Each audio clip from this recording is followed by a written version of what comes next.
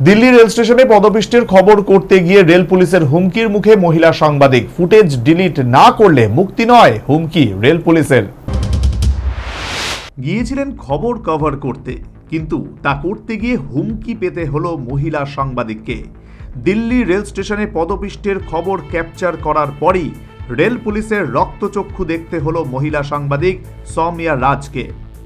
অভিযোগ, তাকে প্রথমে খবর করতে বাধা দেওয়া হয়, মুছে ফেলতে বলা হয় সমস্ত ফুটেজ। তা না করলে সৌমিয়াকে না ছাড়ারও হুমকি দেওয়া হয় পুলিশের তরফে।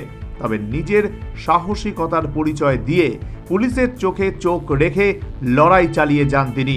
তারপর সেখান থেকে বেরিয়ে ঘটনার পুরো বিবরণ রেকর্ড করে পোস্ট করেন তিনি। মুহূর্তের মধ্যে ভাইরাল হয় সেই ছবি। जब मुझे नई दिल्ली रेलवे स्टेशन की घटना के बारे में मालूम हुआ तो मैं यहाँ मौके पर पहुँची और मैंने कुछ लोगों से बातचीत की। इसके बाद मैं प्लेटफॉर्म नंबर 14-15 पहुँची, जहाँ पर ये घटना, यहाँ पर जो भगदड़ मची थी, वहाँ पर मैंने कुछ लोगों से बातचीत की और उनसे जानने की कोशिश की कि यहाँ क्या हुआ था, कैसे हुआ था। इसी बीच रेलवे पुलिस के अधिकारी आए और मुझसे मेरा डिवाइस छीन लिया और मेरे साथ बदतमीजी करने लग गए। उन्होंने मेरा आईडी कार्ड मांगा, उसका फोटो खींच करके उन्होंने रखा, सब कुछ देखा।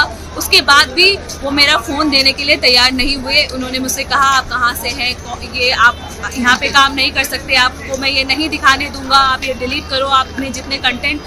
मुझसे मेरे फ़ोन का लॉक खोलने के लिए कहा गया, लेकिन मैंने वो नहीं खोला और सारे कुछ डिलीट करने के लिए कहा गया। और मुझे उन्होंने जेल में डालने की भी धमकी दी, लेकिन मैं अपनी बातों पे डटी रही और मैंने कंटेंट डिलीट नहीं किया।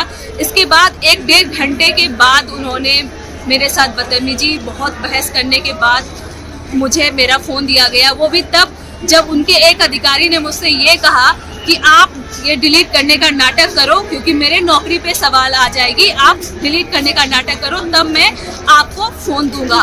उसी में से एक महिला पुलिस ने मुझे ये भी कहा कि मैडम, वो साइड में धीरे से ये भी मुझे बता रही थी कि मैडम क्या बोलूँ, जो हुआ है वो तो मैंने देखा, ये गलत है, बट आप भी थोड़ा मैनेज कर लो और इनके सामने नाटक कर लो।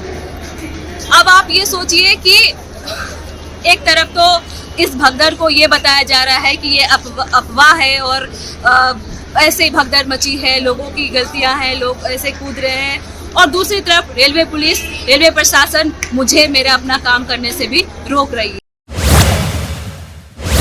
গোটা ঘটনার তীব্র নিন্দা জানান ত্রিপুরার বিশিষ্ট সাংবাদিক সজ্জদ আলী। বললেন, কিছু হয়তো ধামা চাপা দেওয়ার চেষ্টা হয়েছিল। যে রেল পুলিশের তরফ থেকে যেভাবে বাধা দেওয়া হয়েছে এবং রীতিমতো হুমকি দেওয়া হয়েছে যে ওই নির্দিষ্ট যে বাইটগুলো আছে, ভুক্তভোগীদের ইন্টারভিউ নেওয়ার যে ইয়েগুলো ছিল, ক্লিপগুলো ছিল, ফুটেজগুলো ছিল, সেগুলোকে ডিলিট করার জন্য বলা হয়েছে, এক প্রকার হুমকি দেওয়া হয়েছে। এও সাংবাদিক, মহিলা সাংবাদিক, কোনো ধরনের তার প্রতি সেই সৌজন্যতা দেখানো হয়নি। তো আমার এখানে একটা জিনিস বলতে হয় যে খুবই দুর্ভাগ্যের যে মেইন স্ট্রিম যে মিডিয়া বা সাংবাদিকদের যে রাষ্ট্রীয় যে সংগঠনগুলো আছে সেখানে, বা বড় বড় যারা কর্তা ব্যক্তিরা আছেন সাংবাদিকদের পক্ষে হয়ে যারা উকালতি করেন, কথা বলেন, তারাও দেখলাম মোটামুটি চুপচাপ এ বিষয়ে কথা বলছেন না। আরেকটি বিষয় তুমি যেটা বলছিলে যে ধামাচাপা দেওয়ার চেষ্টা বা কোনো ধরনের অনিয়ম বা কোনো ধরনের বিশৃঙ্খলা ছিল কিনা, অবশ্যই ছিল। এটার জন্যই তো মানে একটা তদন্ত, উচ্চ পর্যায়ে তদন্ত কমিটি গঠিত হয়েছে। এখন দেখা যাক এই তদন্ত কমিটি কতটা নিরপেক্ষভাবে কাজ করে। সংবাদ মাধ্যমের দায়িত্ব সঠিক খবর মানুষের কাছে পরিবেশন করা, আর সেই সংবাদ মাধ্যমের কর্মীকেই হেনস্থা সরকারি কর্মীদের। তারা হয়তো ভুলে যান যে সংবাদ মাধ্যমকে গণতন্ত্রের চতুর্থ স্তম্ভ বলা হয়। গোটা ঘটনার তীব্র নিন্দা জানালেন ত্রিপুরার বিশিষ্ট সাংবাদিক সৈয়দ সজ্জদ আলী। বললেন, কিছু হয়তো ধামাচাপা দেওয়ার চেষ্টা হয়েছিল। Bureau report, news vanguard.